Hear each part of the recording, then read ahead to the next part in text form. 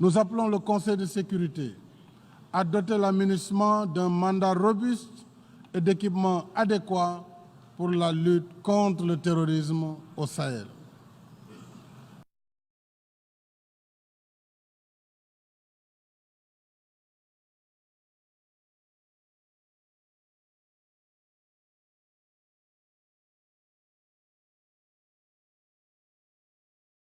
La xénophobie et l'extrémisme violent.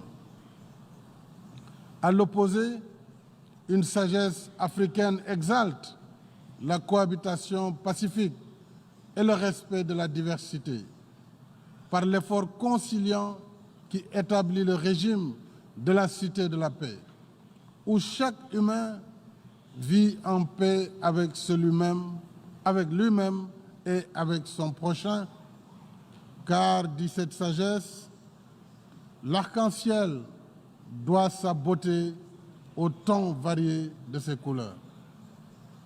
Cela veut dire que la paix est aussi diversité, qu'il ne saurait y avoir de centre civilisationnel supérieur qui dicterait aux autres la façon d'être et d'agir, et que toutes les cultures, toutes les civilisations sont d'égale dignité. Ainsi, le Sénégal a décidé de réaliser le mémorial de Gorée en souvenir de la période sombre de l'esclavage et pour la cohabitation pacifique des peuples dans le respect de leur diversité. Monsieur le Président, Mesdames et Messieurs, l'état de paix qui inspire l'idéal des Nations Unies est assurément plus compatible avec la condition humaine que l'état de guerre. Mais la paix n'est pas que l'absence de guerre. La paix, c'est aussi l'état d'esprit qui apaise et accommode.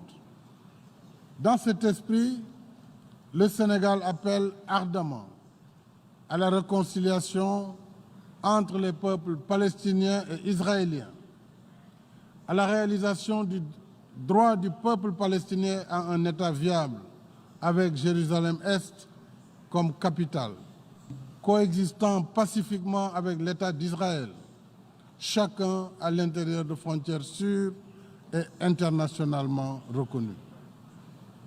Le dialogue est l'essence des Nations Unies, notre maison commune. Sur les cendres de la guerre, cette maison a été édifiée pour servir le multilatéralisme, propice à la coopération et à la coexistence pacifique entre les peuples. Face aux menaces globales, face aux enjeux qui dépassent l'État-nation, c'est ici que s'expriment nos préoccupations. C'est ici que se croisent nos idées et nos propositions pour résoudre nos problèmes communs. C'est ici que convergent nos espoirs de compromis pour parvenir à nos fins communes, comme le veut la charte de l'organisation.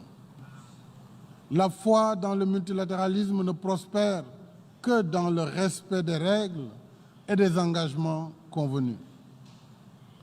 Lorsque ces règles et ces engagements sont remis en cause, cette foi s'en trouve ébranlée et l'idéal des Nations Unies affaibli.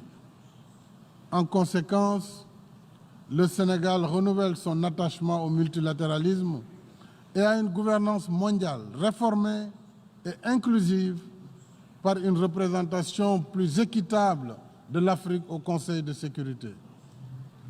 En ma qualité de président en exercice du comité d'orientation du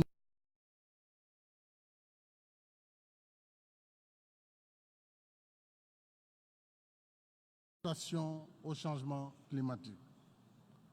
Nous appelons au respect des engagements convenus à la 3e conférence de reconstitution du Fonds du partenariat mondial pour l'éducation de février 2018 à Dakar pour mobiliser 3 milliards de dollars sur 3 ans en faveur de l'éducation et de la formation. Une gouvernance mondiale plus inclusive, des échanges plus équilibrés, une fiscalité internationale réformée et l'exécution des engagements agréés. Voilà pour l'Afrique les véritables enjeux du multilatéralisme aujourd'hui.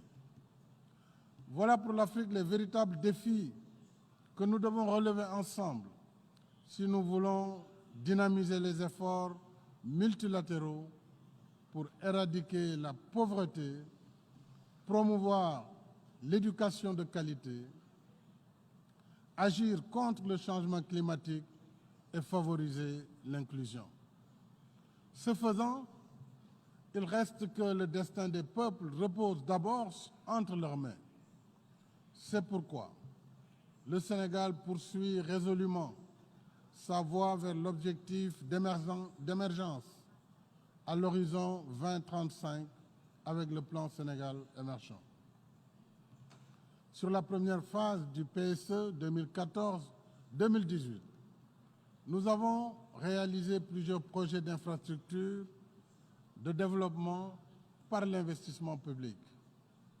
En décembre 2018, nous avons lancé la phase 2 du PSE sur la séquence 2019-2023 avec un plan d'action prioritaire mieux orienté vers l'investissement privé dans des secteurs stratégiques comme l'agriculture, l'élevage et la pêche, mais également les infrastructures et services de transport, l'énergie, l'éducation, la formation, mais aussi l'économie numérique, la santé, entre autres, et les infrastructures hôtelières et touristiques.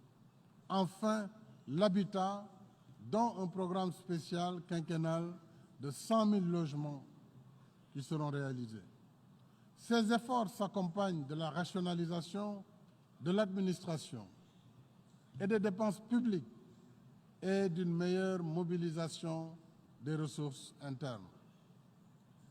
En même temps, nous traduisons la vision d'un Sénégal pour tous par des politiques publiques d'inclusion sociale et d'équité territoriale, dont le programme d'urgence de développement communautaire, avec ses composantes eau potable, électricité, pistes de désenclavement et équipements pour les femmes rurales.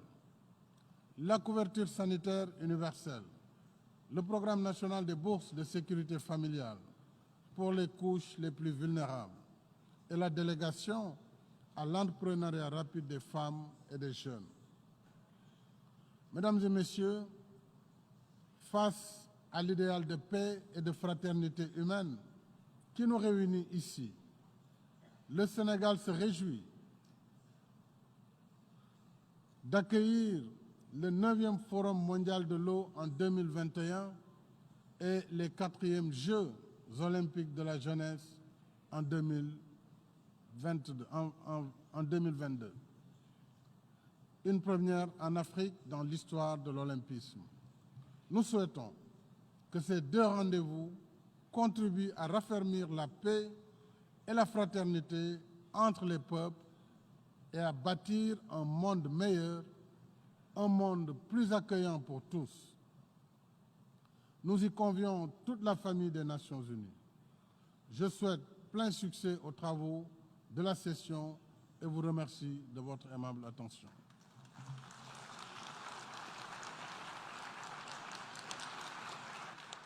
Au nom de l'Assemblée générale, je tiens à remercier le président de la République du Sénégal de l'allocution qu'il vient de prononcer.